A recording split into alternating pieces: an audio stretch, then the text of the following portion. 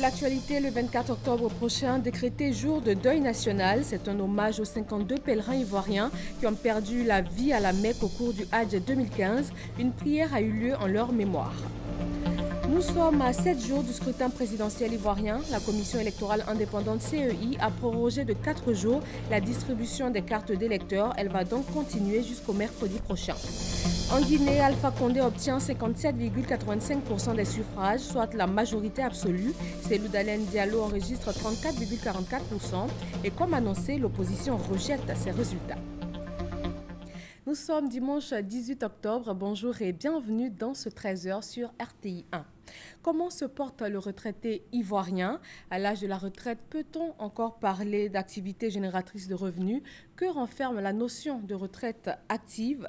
Bref, comment se relancer après la retraite? C'est le sujet du magazine de ce dimanche.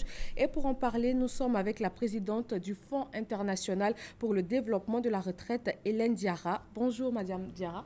Bonjour, Madame. Nous revenons à vous tout juste après le point de l'actualité. 52 pèlerins ivoiriens ont perdu la vie à la Mecque au cours du Hadj 2015. 7 sont toujours portés disparus et de nombreux blessés sont enregistrés. Une cérémonie de prière et d'hommage a eu lieu à la grande mosquée de la Riviera Golfe. Le chef de l'État a décrété le 24 octobre prochain jour de deuil national. Ali Diarra-Souba. 52 pèlerins ivoiriens ont perdu la vie dans la bousculade de Mina à la Mecque durant le Hadj 2015. On note à ce jour encore 7 disparus et plusieurs blessés. Ce bilan a été rendu public ce samedi matin à la grande mosquée de la Riviera Golfe. C'était lors de la cérémonie de prière et d'hommage à la mémoire des victimes ivoiriennes du drame de Mina. En présence du président de la République, Alassane Ouattara, une enveloppe symbolique de 500 000 francs CFA a été remise à chaque famille de victimes. Un appui pour les charges funéraires, a indiqué le directeur général des cultes, Messamba Bamba. Reconnaissant cette marque d'attention de l'État à leur endroit, les familles de victimes, leur porte-parole, a exprimé leur gratitude. Sincèrement, merci à Monsieur le Président de la République pour sa présence à nos côtés et le soutien financier qu'il a bien voulu nous apporter, ainsi que les membres du gouvernement. Je ne saurais terminer cette intervention sans réitérer notre gratitude au cheikh Aïma Bouakari Fofana, à tous les guides religieux et à l'ensemble de la communauté religieuse pour leur constante assistance durant cette épreuve. Le cheikh Bouakari Fofana le dira, cette tragédie de Mina est avant tout une épreuve de Dieu qui ne doit en rien ébranler la foi du fidèle musulman. Face à de telles épreuves, dans la douleur qui en découle, nous devons avoir la force de nous surpasser positivement et dignement. Et c'est la preuve que nous sommes en train de donner actuellement à tous. Aux familles des pèlerins ayant perdu la vie, nous voulons dire qu'elles ne sont pas esselées dans leur affliction. Le chef de l'État, les imams et la Côte d'Ivoire tout entière les soutiennent. Au nom du président de la République, le ministre d'État, ministre de l'Intérieur et de la Sécurité, Ahmed Bakayoko, a présenté les condoléances de la nation aux familles, avant d'indiquer que la journée du samedi 24 octobre prochain a été décrétée jour de deuil national. Le président, pour la mémoire et l'hommage à nos disparus, a décidé de décréter la journée de samedi 24 octobre 2015, journée de deuil national. Le président adresse toutes ses prières pour le repos de l'âme de nos disparus et exhorte et prie le Tout-Puissant pour qu'il soulage toutes les familles et les accompagne dignement dans cette épreuve difficile. Que Dieu Tout-Puissant protège notre pays, qu'il protège les habitants de la Côte d'Ivoire. Le bilan général de la bousculade à la Mecque s'est encore alourdi à au moins 1753 morts, selon des chiffres donnés par 31 pays, ce qui en ferait la catastrophe la plus mortelle de l'histoire du pèlerinage musulman. À une semaine du scrutin présidentiel, la CEI a annoncé 4 jours supplémentaires pour retirer les cartes d'électeurs. La distribution des cartes va donc continuer jusqu'au mercredi prochain. Je vous propose de revenir sur la journée d'hier, initialement dernier délai pour retirer la carte. Hamza Diaby s'est rendu dans quelques centres de la capitale sans constat. Ce samedi 17 octobre, dernier jour de retrait des cartes d'électeurs. Les lieux de vote sont un peu plus animés que les jours précédents. L'affluence est assez nette comparativement aux autres jours. Dans les autres jours, les gens venaient, mais aujourd'hui, il y a plus d'affluence. Bon, peut-être comme aujourd'hui, c'est dit que c'est le dernier délai. C'est ce qui fait que les gens viennent plus aujourd'hui pour pouvoir avoir la dernière chance. Mais pourquoi avoir attendu le dernier délai pour faire le déplacement? Les électeurs disent n'avoir pas eu de temps libre en semaine pour se rendre dans les bureaux de vote. À cause du travail, je n'ai pas trop eu le temps pour venir retirer. Donc c'est aujourd'hui samedi que j'ai eu le temps. Je sais que c'est le dernier jour. C'est pour ça que j'ai accouru pour venir prendre ma carte. Je suis dans un domaine où j'ai pas assez de temps. Donc j'ai décidé depuis le premier jour, mais malheureusement, je n'ai pas pu. Aujourd'hui, comme il n'y a pas de travail, j'ai décidé de venir ce matin pour le retrait. J'accompagne ma grande soeur à venir retirer sa carte électeur. Je l'ai déjà fait pour moi. Et tout le temps, elle était au travail, c'est aujourd'hui qu'elle a pu avoir le temps de venir. L'élection présidentielle aura lieu le 25 octobre prochain et qui veut y prendre part doit être muni de sa carte d'électeur. Poursuivons avec le communiqué de la CEI. La Commission électorale indépendante porte à la connaissance des électeurs inscrits sur la liste électorale que la distribution des cartes d'électeurs initialement prévue pour prendre fin le samedi 17 octobre 2015 est prorogée jusqu'au mercredi 21 octobre 2015 à 17 h, délai de rigueur. Il s'agit par cette mesure de permettre à un grand nombre d'électeurs de retirer leurs cartes et de pouvoir effectivement exercer leurs droits civiques le 25 octobre prochain, tout en réitérant sa volonté d'organiser des élections inclusives et crédibles. La CEI compte sur le civisme de chacune et de chacun en cette période sensible du processus. Les commissaires centraux de la Commission électorale indépendante ont rencontré les représentants des candidats à la présidentielle. La CEI a annoncé l'introduction de la biométrie lors du scrutin. Hamza Diaby. Dimanche 25 octobre, dans une semaine, c'est l'élection présidentielle en Côte d'Ivoire.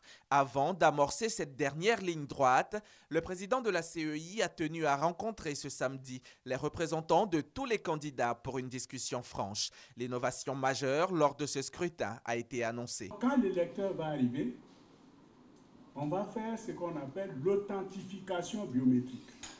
Le soir, quand on a fini le comptage, les chiffres qu'on a obtenus pour chaque candidat, on les rentre dans la tablette et on transmet tout ça à une base de données qui sera ici. La biométrie va nous permettre d'avoir deux avancées majeures. La première, c'est d'éviter tout tricher. C'est éviter que quelqu'un puisse prendre la carte d'électeur de quelqu'un d'autre pour aller voter. Deuxièmement, la rapidité que ça va nous permettre d'avoir, que nous allons avoir avec les résultats. Donc c'est un gain majeur. Alors il y a certaines personnes qui confondent cette authentification biométrique et le vote électronique. On n'en est pas encore là. Lors de cette rencontre, une requête a été faite par l'ensemble des représentants des candidats. La distribution des cartes d'électeurs devrait commencer le 7 ou le 8 du mois. Et malheureusement, on a constaté une distribution effective le 12, même si le 11, déjà quelques localités ont connu une distribution.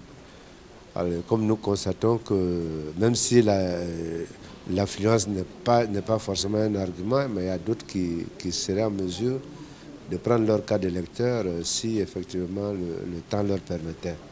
C'est pour cela que nous avons sollicité, nous avons souhaité que la CEI puisse tenir compte de ce petit décalage qui a eu lieu dans le démarrage de la distribution. Nous avons également été saisis par nos électeurs, ceux qui n'ont pas eu le temps de retirer leur carte d'électeur et qui demandent à la CEI en tout cas une prorogation de sorte qu'ils puissent retirer leurs cartes d'électeur. À cette question, Youssouf Bakayoko, le président de la commission électorale indépendante, entend apporter une réponse très bientôt. 3000 observateurs sont agréés pour l'observation du scrutin, pour lequel 6 300 143 personnes constituent la population électorale. La jeunesse de Cocody, formée à la culture de la paix et de la non-violence, le Conseil de paix de Cocody entend amener ces jeunes à prendre une part active à un processus électoral paisible et crédible. Estelle Brou et Serge Colléa. Inculquer les notions de paix et d'unité en période électorale à la jeunesse. Le Conseil de paix de Cocody l'a si bien compris qu'il a décidé de rendre en acte cette ambition.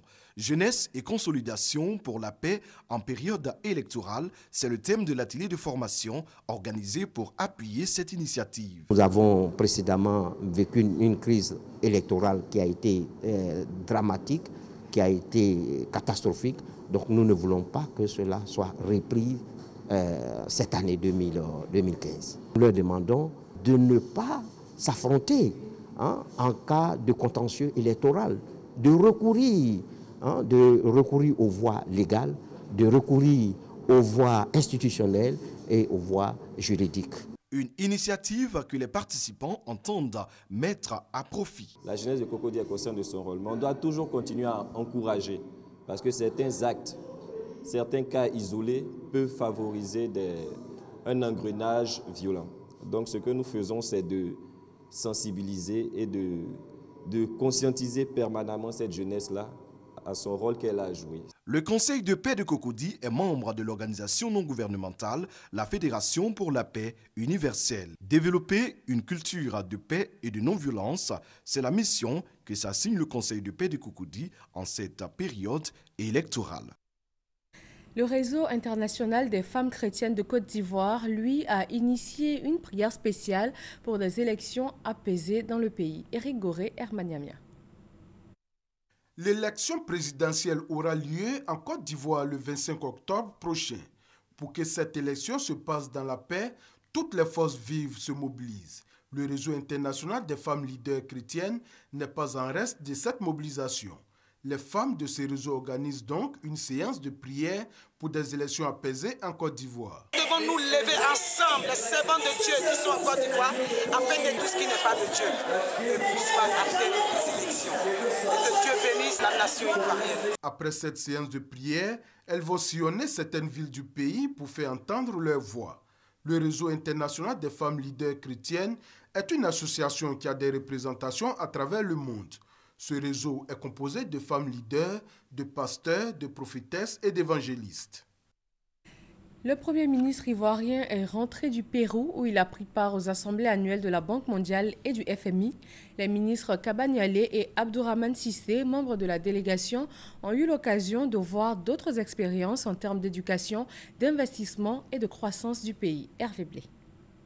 Dans la délégation ivoirienne conduite par le Premier ministre Danaka Blanc-Duncan, aux assemblées annuelles du FMI et de la Banque mondiale, 3 ministres. Sur le calepin de chacun d'eux, différents rendez-vous et panels. Le ministre de l'Industrie et des Mines, Jean-Claude Brou, partagera l'expérience ivoirienne en matière d'investissement dans l'agriculture. Ils ont besoin d'être soutenus, soulignera-t-il, au cours de la rencontre avec des dirigeants de la Banque mondiale. Nous avons échangé sur les voies et moyens de renforcer et de développer la transformation des produits agricoles, notamment l'anacarde, le cacao, l'EVA et même les produits vivriers. Donc nous avons arrêté un certain nombre d'axes de réflexion que nous allons approfondir avec des mécanismes de financement qui soient adaptés, qui soient innovants pour que les taux de transformation augmentent. Le cacao, que nous puissions passer de 35% actuellement à au moins 50% et que pour l'anacarde, nous puissions passer de moins de 10% à 50% dans les 5 prochaines années. Partageant l'expérience ivoirienne d'investissement dans les infrastructures, la ministre en charge du budget, Kabaniale, a indiqué à ses hôtes qu'en dépit des résultats satisfaisants obtenus, le gouvernement ivoirien n'attend pas s'arrêter en si bon chemin.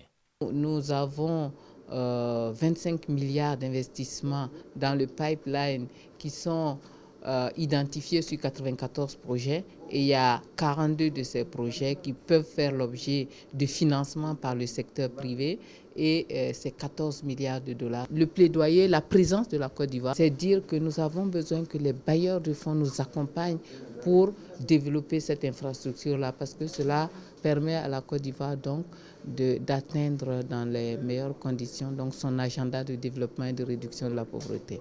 Une éducation de qualité pour une croissance équitable.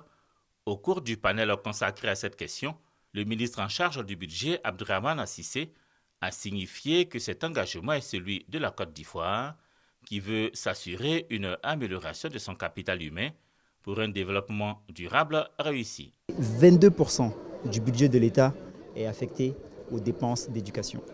Lorsque ce chiffre a été indiqué lors du panel, toute l'audience était surprise, parce que cela est un signal fort. Chaque franc dépensé en matière d'éducation a un impact réel sur la vie et sur le niveau d'éducation des populations ivoiriennes.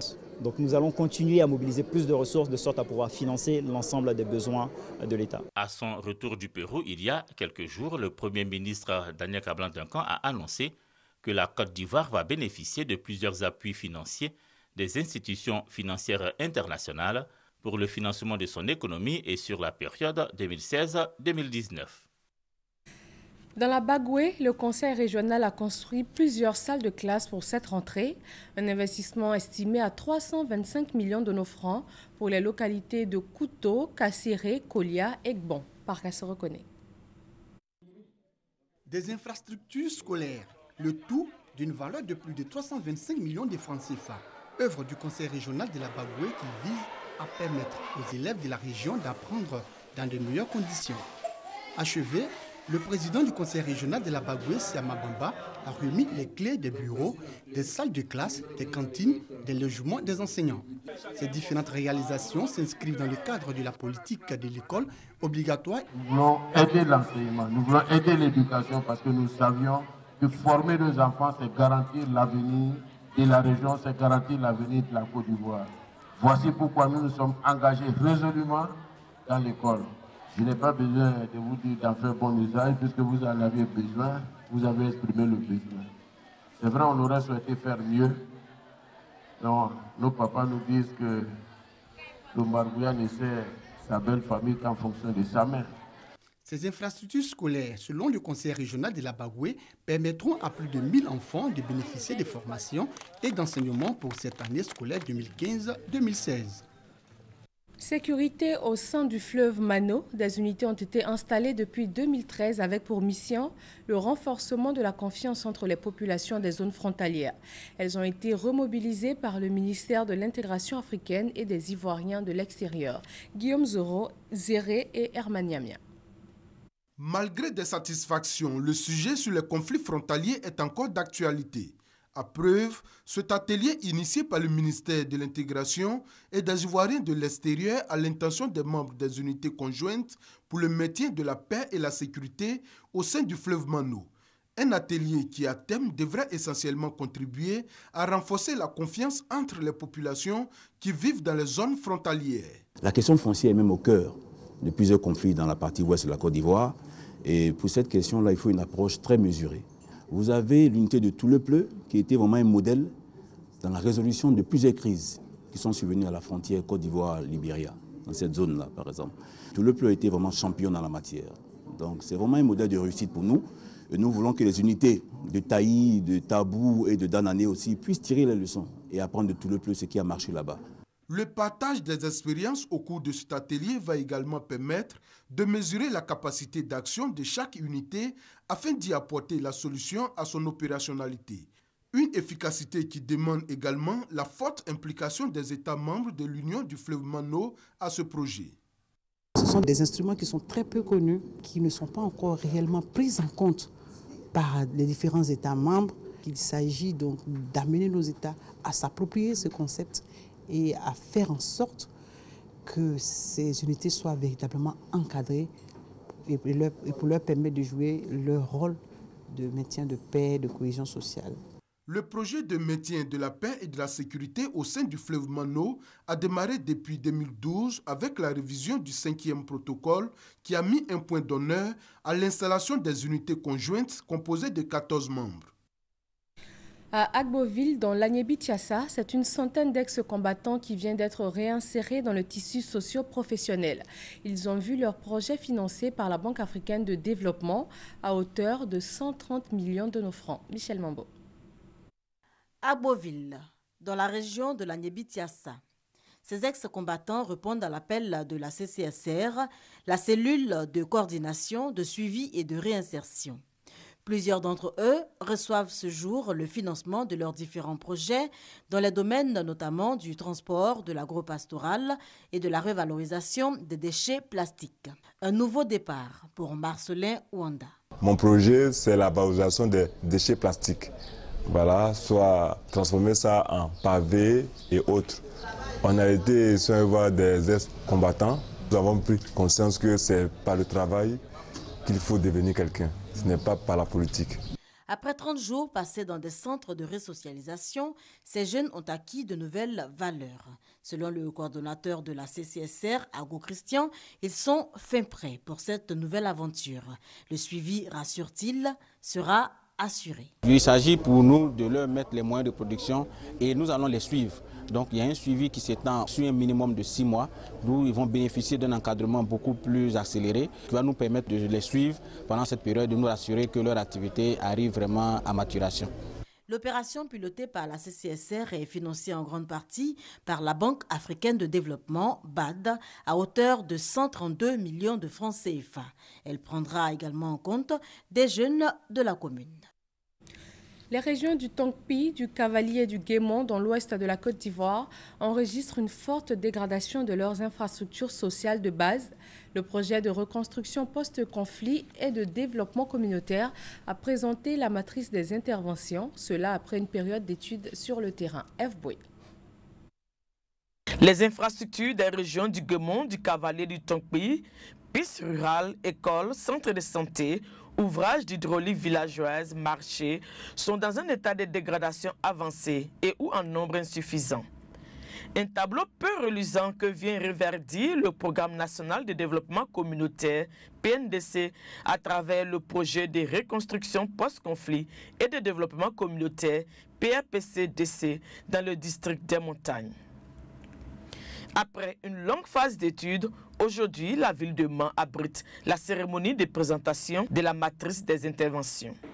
Le PNDC, au terme de plusieurs études basées sur une approche participative, incluant les communautés, les autorités locales, les leaders communautaires, a réalisé des bases de données d'infrastructures dans les districts des montagnes, des communautés vulnérables, la base de données des opportunités d'affaires. Des bases de données qui ont permis de déterminer la liste des infrastructures sociales à traiter, l'identification des itinéraires à reprofiler et les personnes vulnérables. Il y a eu toute cette étude qui a été faite avec le BNET, avec les autres, pour voir les zones les plus concernées. C'est pour cela qu'il y a 16 sous-préfectures qui ont été choisies. Maintenant, c'est du concret. Les choses vont démarrer. Les chaises vont être remises, la réhabilitation, la construction des écoles va commencer et ça va tout de suite faire la différence rapidement au niveau de la zone. Une différence qui sera certainement ressentie à Nidrou, localité située dans le département de Kubli et éligible au programme. Est éligible à plusieurs pans de différents projets de développement. Nous sommes très heureux pour notre population. Le projet de reconstruction post-conflit et de développement communautaire est financé à hauteur de 14 milliards de francs CFA par la Banque islamique de développement. À Boaké, la plateforme de la société civile pour la paix et la démocratie fait le bilan de ses activités. La réalisation de plusieurs projets dans la commune a été possible grâce à la mise en œuvre du budget participatif, une des activités de la plateforme. Hassan Khan, Kader Sagodego. Le budget participatif permet à des citoyens ordinaires de discuter et décider dans une collectivité territoriale de l'affectation d'une partie du budget de la collectivité, généralement sur des projets d'investissement. À Boaké, 13 quartiers et villages de la commune bénéficient de la mise en œuvre du budget participatif avec 7 projets. Les projets prennent en compte l'adduction en eau potable, la construction et la réhabilitation d'écoles et la construction de centres de santé. La plateforme de la société civile pour la paix et la démocratie participe activement à la mise en œuvre de cet outil de développement dans la capitale de la région de Boaké. Une rencontre avec les autorités coutumières et religieuses a permis au coordonnateur général de la structure de faire le point annuel du projet. Pour nous, le bilan est positif parce que dans un premier temps, il était question de faire des plaidoyers auprès du maire pour qu'il accepte 5 projets et il a pu accepter 7 projets. Et nous avons travaillé sur les forats communautaires à travers les quartiers pendant 3 mois et les 30 forats communautaires ont identifié 150 projets. La plateforme de la société civile de Boaké entend poursuivre ce genre d'action pour le bien-être des populations de la région de Boaké. Le projet de reboisement des flancs de montagne entre dans sa phase active dans la ville de Mans. Il est question de reconstituer les forêts des flancs de montagne de l'ouest du pays. Ils sont dans un état de dénudation avancé et causent des problèmes comme l'érosion ou le détachement de certains blocs rocheux. F. Boy. Ici, à Glongloin, village de la sous-préfecture de Mans, 2 montagnes sont cédées pour le projet reboisement des flancs de montagne. Une cérémonie donc de plantine d'arbres pour marquer le top départ. Autorités administratives, coutumières, population dans toute sa diversité. Tous attentifs au message du commandant Tessiebi, chef du projet. Le reboisement qui est mis en place est un reboisement très spécifique qui est basé sur un système qu'on appelle le système agroforestier, qui a pour objectif de recoloniser très rapidement les flancs de montagne qui ont été dégradés et en même temps permettre à l'agriculture de s'exécuter sur ces flancs de montagne. Le représentant du préfet de la région du Tonkouy a quant à lui remercié les populations qui ont cédé leur terre et exhorté celles encore réticentes à le faire. C'est le moment d'appeler tous ceux qui n'ont pas encore mis leurs flancs à la disposition de l'État à le faire. Aujourd'hui, vous posez cet acte, demain, c'est la génération future.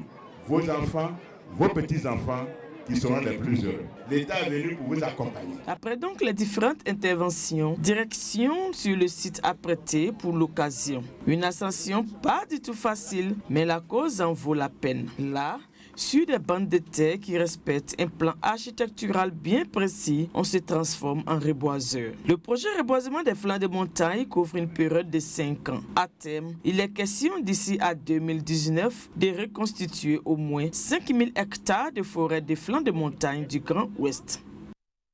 Les ferrailleurs de l'intérieur du pays se sont réunis pour identifier leurs problèmes et y trouver des solutions. Ils ont entre autres décidé de la création d'une plateforme d'échange des présidents des différentes sections. Herman Yamia. Les ferrailleurs de l'intérieur du pays veulent eux aussi prendre une part active au développement de la Côte d'Ivoire. Réunis à Boaké pour échanger sur la vie de leur secteur d'activité, ils ont évoqué leurs difficultés. Entre autres, le manque d'espace pour mener leurs activités et la précarité dans laquelle ils se trouvent. Aujourd'hui, le prix de la ferraille a baissé. Actuellement, ça ne nous empêche pas. Le chômage de nos côtés est en train d'augmenter. Et nous savons le nombre de ferrailleurs aujourd'hui qui subit aujourd'hui vraiment beaucoup de tort. Et c'est pour ça que nous demandons à M. le Président, qui est vraiment notre solution, qui est l'homme vraiment de la Côte d'Ivoire, pour qu'il puisse voir nos problèmes. Ces ferrailleurs, membres de la Fédération nationale des ferrailleurs de Côte d'Ivoire, souhaitent sortir de l'informel. Ils entendent donc créer une plateforme de présidents qui servira selon eux de cadre d'échange permanent en vue de trouver des solutions aux problèmes qui minent leur secteur d'activité.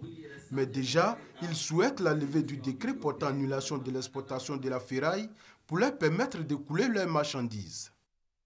Journée culturelle du peuple Lobi à Bengourou, zone est de la Côte d'Ivoire, à 210 km d'Abidjan. Cohésion sociale et développement, c'est le thème retenu pour cette 2e édition. Abou Sanego. Une journée qui vise à valoriser et à promouvoir le patrimoine culturel de ce peuple autour du thème la cohésion sociale et le développement. À cette occasion, le président du conseil régional Ian Philippe a rendu hommage au peuple Agni qui vit en bonne intelligence avec le peuple Lobi depuis des lustres. Il les a aussi exhortés au respect des us et coutumes de leurs tuteurs afin de sceller l'entente et consolider la paix. Le président de la cérémonie, Ian Yakoubassi, a souligné la nécessité du brassage culturel, facteur de cohésion sociale. Il a invité les organisateurs à perpétuer cette tradition. Quand Yul Sansan François, directeur du patrimoine de l'État, soulignait la nécessité de s'approprier la décision de rendre l'école obligatoire. Cette célébration s'est ensuite poursuivie à Bondoukou dans le Gontougo en présence du ministre des Ressources animales et halieutiques, Kobena Kwasi Adjoumani, qui a encouragé les initiateurs à continuer ce noble combat de promotion humaine et culturelle. La deuxième édition de la journée du peuple Lobby a donné lieu à des expositions d'objets d'art et des démonstrations de danse de troupes venues de Bouna. En Guinée, Alpha Condé obtient 57,85% des suffrages, soit la majorité absolue. Il remporte donc l'élection présidentielle dès le premier tour. Cellou Dalein Diallo enregistre 31,44% et comme annoncé, l'opposition rejette l'issue du scrutin et appelle à des manifestations pacifiques le moment venu. La Commission électorale nationale indépendante a officialisé ces résultats hier soir. Ils sont provisoires et ils doivent encore être confirmés par la Cour constitutionnelle. Et c'est maintenant l'heure du magazine du dimanche.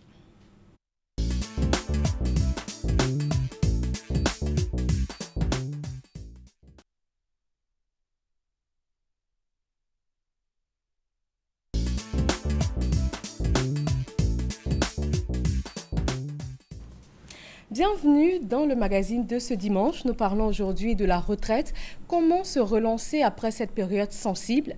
Une vie normale, sereine et épanouie est-elle possible après la retraite?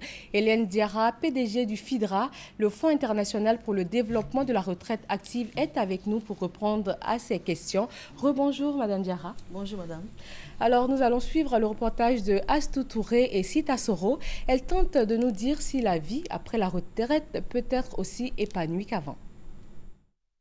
En Afrique, la retraite renvoie très souvent à des conditions de vie difficiles.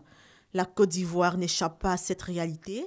C'est un sujet d'actualité, d'autant plus que cela est lié à la vulnérabilité économique des retraités face au coût de la vie. Des revenus souvent jugés insuffisants, parfois inexistants, avec en prime des difficultés d'accès aux prêts. Pourtant, une retraite sereine est possible si celle-ci est préparée. Certaines structures œuvrent pour le bien-être des personnes du troisième âge. C'est le cas du Fonds international pour le développement de la retraite active, FIDRA, microfinance spécialisée dans la prise en charge des personnes du troisième âge, afin de leur permettre d'avoir une vie honorable, un bien-être social après la cessation d'activité.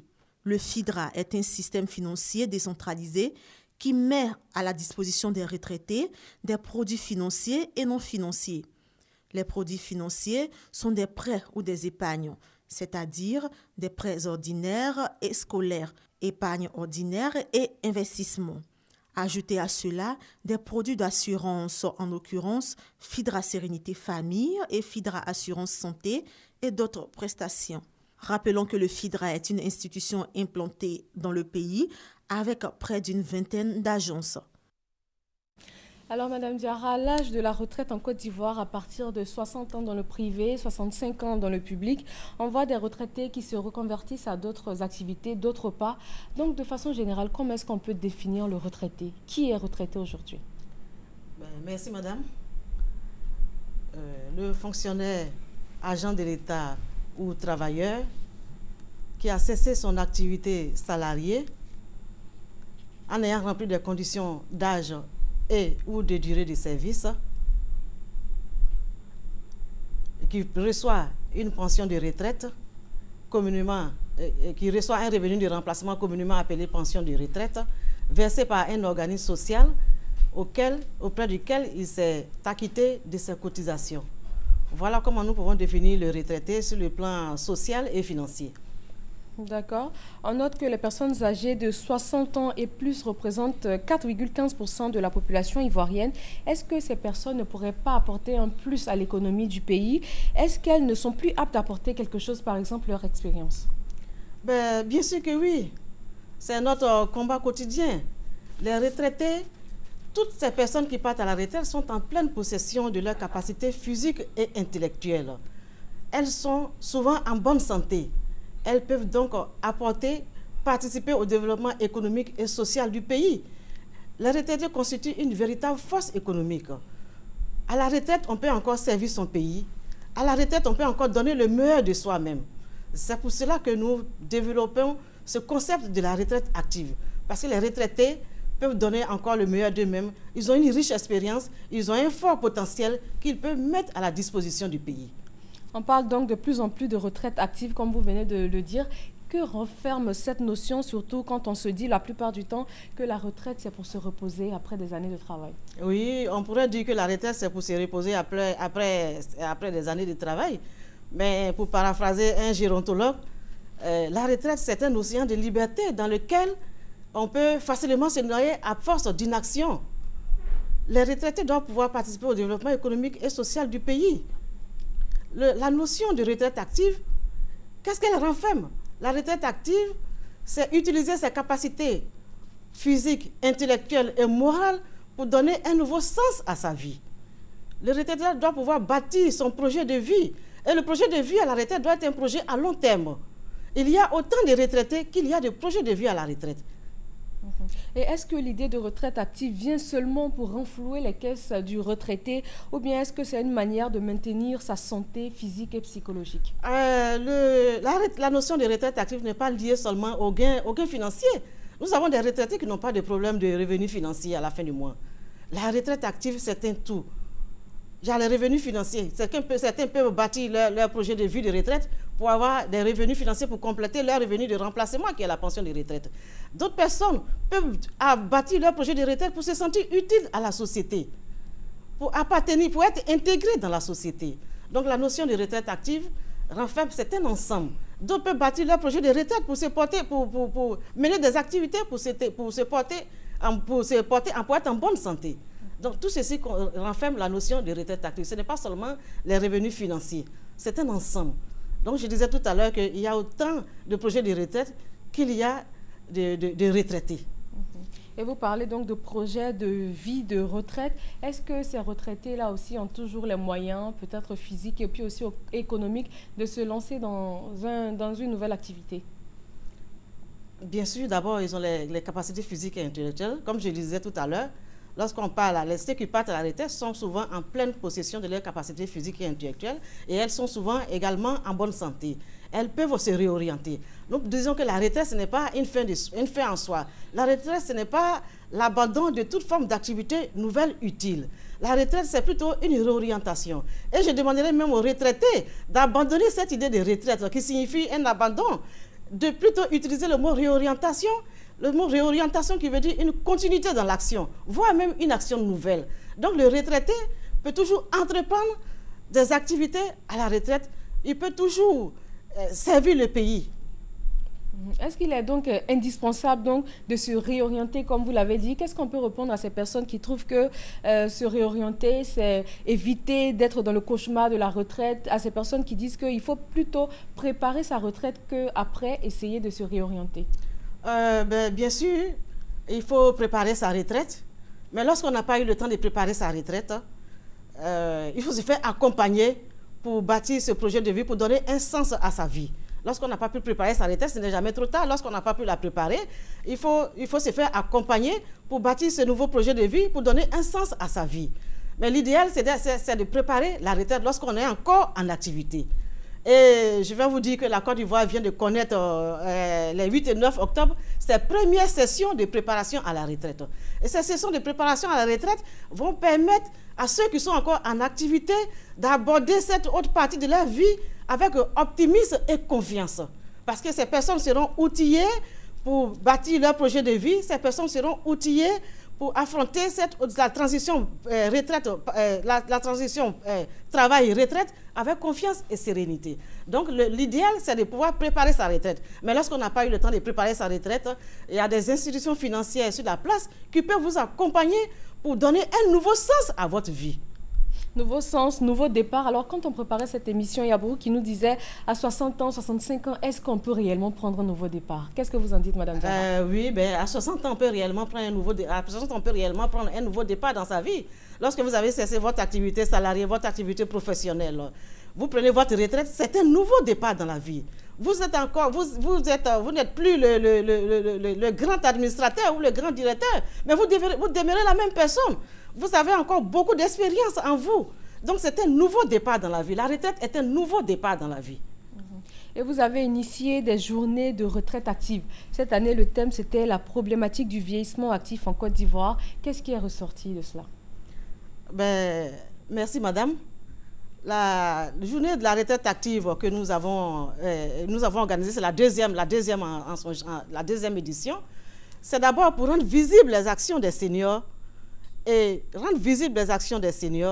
valoriser leur image. Parce que qu'est-ce qu'on constate? Nous constatons une indifférence qui se développe dans notre société à l'égard des retraités. Et ces journées de la retraite active vont permettre de valoriser l'image des personnes qui sont à la retraite. Et nous nous rendons compte que dans notre société, l'espérance de vie a augmenté en Côte d'Ivoire. Nous nous réjouissons que l'espérance de vie a augmenté. Oui, de 5 ans. L'espérance de vie a augmenté dans notre pays de 5 ans. Mais qu'est-ce que nous faisons pour accompagner cette longévité? Si nous n'ajoutons pas de la santé à cette espérance de vie, mais ces personnes, ces années gagnées vont être vécues avec de la morbidité ou des incapacités. C'est pour cela que nous avons dit cette année, l'édition 2015 de la journée de la retraite active, le thème doit être la santé. Parce que nous devons tous promouvoir un vieillissement actif. Et pour réussir ce vieillissement, il faut aussi bien se porter. Effectivement, vous avez parlé de santé, d'incapacité. Est-ce que lorsque on se relance en activité, il y a aussi des mesures d'accompagnement pour bénéficier de prestations en matière de santé? Ah oui, bien sûr, nous avons des couvertures, une couverture santé pour les malades, pour les personnes qui sont à la retraite. Je disais tout à l'heure qu'il faut accompagner la longévité. Et pour accompagner la longévité, ces personnes-là ne doivent pas être exclues de toutes les couvertures santé. Parce que c'est à cet âge qu'on a beaucoup plus besoin de se faire suivre en matière de santé. Et ces personnes du 3e âge ne doivent pas être exclues de tout ce qui est couverture santé. Et nous avons sur place des institutions qui réfléchissent également pour accompagner ces personnes du 3e âge afin qu'elles puissent mieux se porter et réussir leur vieillissement. Vous avez lancé l'idée de la création d'une université du 3e âge. Madame Diarra, de quoi est-ce qu'il s'agit? L'université du 3e âge, ça sera un cadre de réflexion, d'échange et de partage pour les retraités. Cette université aura l'objectif de permettre aux retraités de développer leur potentiel intellectuel, moral et physique à travers des activités de qualité. Où en est ce projet à ce jour? Ce projet, il est à l'étude. Il est à l'étude. Il est à l'étude et ensemble avec les retraités, nous allons pouvoir le réussir. Une dernière question, Madame Diarra, un peu pour résumer, pour bien vivre sa retraite, qu'est-ce qu'il faut faire? Pour bien vivre sa retraite, le retraité, il y a plusieurs actions à mener. Des actions à mener au niveau de la communauté, de la société et du retraité lui-même. Parce que le retraité doit d'abord accepter son changement de statut. Le retraité doit accepter son changement de statut et bien gérer sa perte de responsabilité. Parce que qu'est-ce que nous constatons dans notre société? Vous êtes ce qui est inscrit sur votre carte de visite. Qu'est-ce que vous faites dans la vie? C'est la question incontournable du repérage social. Et le retraité doit pouvoir bien gérer ce sentiment de perte de responsabilité. Il doit accepter son changement de statut lié à la cessation de son activité professionnelle. Il y a des actions, il y a des actions qui doivent être menées également au niveau de la communauté, parce que le retraité a toutes ses capacités physiques et intellectuelles. Le retraité constitue une force économique pour le pays. Il doit être intégré, voilà, c'est ça, il doit être intégré dans la société. Le retraité doit être intégré dans la société, il ne doit pas être mis à l'écart. Il peut mettre ses compétences intellectuelles et physiques au service du pays. Et le retraité doit également bénéficier de soins adéquats. Parce que pour réussir son vieillissement, il faut bénéficier de soins adéquats. Le retraité doit également bénéficier de soins adéquats pour réussir son vieillissement. Nous devons tous promouvoir une société inclusive, y compris avec les retraités. Y compris les retraités. Je rappelle, Madame Diarra Hélène, que vous êtes PDG du Fonds international pour le développement de la retraite active. Alors, ces retraités, comme vous le dites, qui ont perdu leurs responsabilités, qui se trouvent aujourd'hui, certains perdus, d'autres qui sont presque en âge de la retraite, qui ont peur, qui sont anxieux. Qu'est-ce que vous pouvez leur dire? Ben, je dirais que l'utilité sociale du retraité n'est plus à lui montrer. Lorsque le retraité se met au travail, il exploite des capacités jamais découvertes en lui. Aux retraités de Côte d'Ivoire, je dirais que d'abord, je leur rends hommage et je leur dis que la retraite doit être la plus belle des expériences de leur vie. Et à ceux qui sont encore en activité, qu'ils n'aient plus peur d'aborder cette période de la vie, parce que désormais, ils vont bénéficier d'un accompagnement pour aborder la retraite avec beaucoup plus de confiance et d'optimisme. Merci Madame Hélène Diarra, PDG du FIDRA, le Fonds international pour le développement de la retraite active. Merci à vous de nous avoir suivis. Très bonne fin de journée sur RTI1.